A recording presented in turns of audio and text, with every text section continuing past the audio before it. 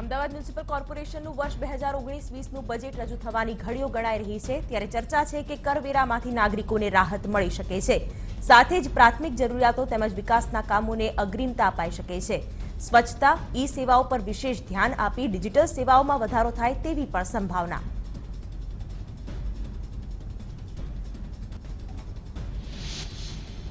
ભરૂચ નગર સેવા સદનમાં વિપક્ષી કોંગ્રેસના ધરણા હજુ યથાવત છે। વિપક્ષના સભ્યોએ પ્રમુખની કેબિન બહાર રાત વિતાવી। જો સાંજ સુધી નિરાકરણ નહીં આવે તો પાલિકાને તાળા મારી દેવાની ચીમકી અપાઈ છે। ભાજપના શાસકો કોંગ્રેસના સભ્યોના વોર્ડમાં વિકાસના કામ ન કરતા હોવાનો કોંગ્રેસનો આક્ષેપ છે।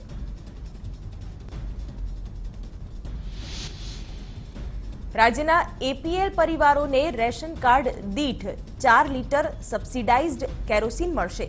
જાહેર વિતરણ વ્યવસ્થા અંતર્ગત આપવામાં આવતા આ કેરોસીનથી 47 લાખ જેટલા પરિવારોને લાભ મળશે।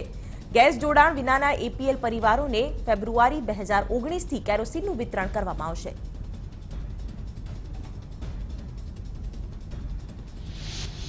નર્મદા ડેમ અને કેનાલમાં માછલીઓ મરવાની ઘટનાઓ બાદ પીવાના પાણીનો જથ્થો બંધ કરાયો છે, જેને કારણે નર્મદા જિલ્લાના 138 ગામોમાં પીવાના પાણીનો પ્રશ્ન સર્જાયો છે।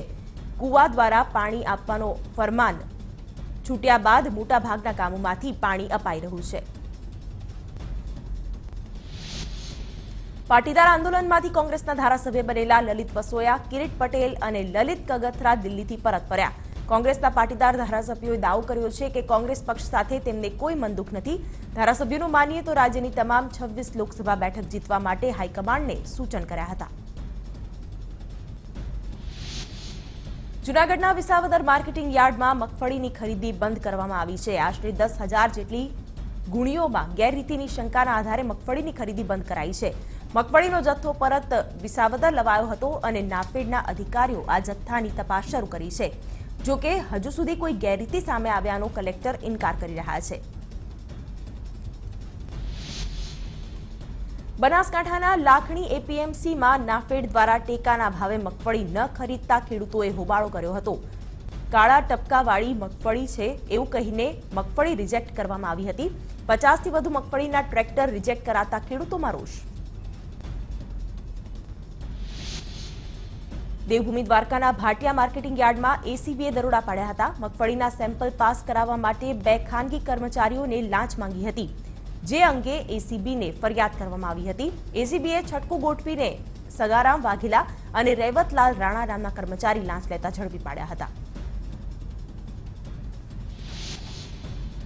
લોકસભા ચૂંટણી પહેલા પડતર કામો પૂર્ણ કરવા સીએમએ આદેશ આપ્યા છે। મુખ્યપ્રધાનના નિવાસ સ્થાને એક બેઠક યોજાઈ હતી, જેમાં તમામ વિભાગોમાં પેન્ડિંગ કામોની યાદી મંગાવાઈ હતી, જેમાં રાજ્યના તમામ પ્રધાનોના વિભાગમાં સરેરાશ 10,000 અરજીઓ પડતર હોવાનું સામે આવ્યું છે।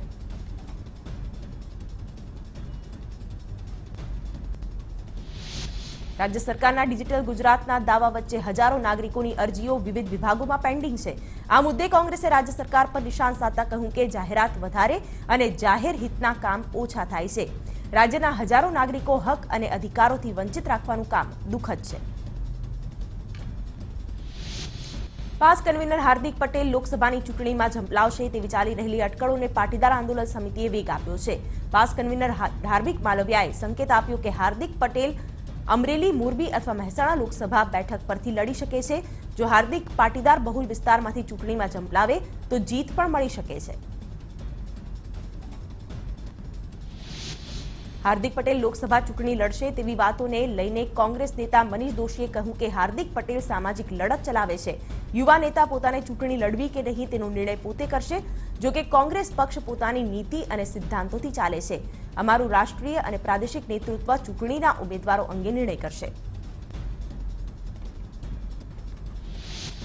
વડોદરા કોંગ્રેસે કોર્પોરેશનના શાસકો પર આવાસ યોજનાઓમાં કૌભાંડ આચરવાનો આરોપ લગાવ્યો છે। ચાલુ વર્ષે રજૂ કરેલા બજેટમાં 10,000 આવાસો બનાવવાનો લક્ષ્યાંક સેવામાં આવ્યો છે। જો કે વર્તમાન પરિસ્થિતિમાં આશરે 9,000 પરિવારો આવાસથી વંચિત છે। આ મુદ્દે કોંગ્રેસે મ્યુનિસિપલ કમિશનરને આવેદનપત્ર આપ્યું। આગામી 14 ફેબ્રુઆરીએ રાહુલ ગાંધી વલસાડમાં જાહેર સભાને સંબોધવાના છે, ત્યારે ગ્રાઉન્ડનું નિરીક્ષણ કરવા માટે અમિત ચાવડા અને વિપક્ષ નેતા પરેશ ધાનાણી પહોંચ્યા હતા। નિરીક્ષણ કર્યા બાદ બંને નેતાઓ હળવા મૂડમાં દેખાયા, જ્યાં પરેશ ધાનાણીએ બોલિંગ કરી અને અમિત ચાવડાએ બેટિંગ કરી હતી।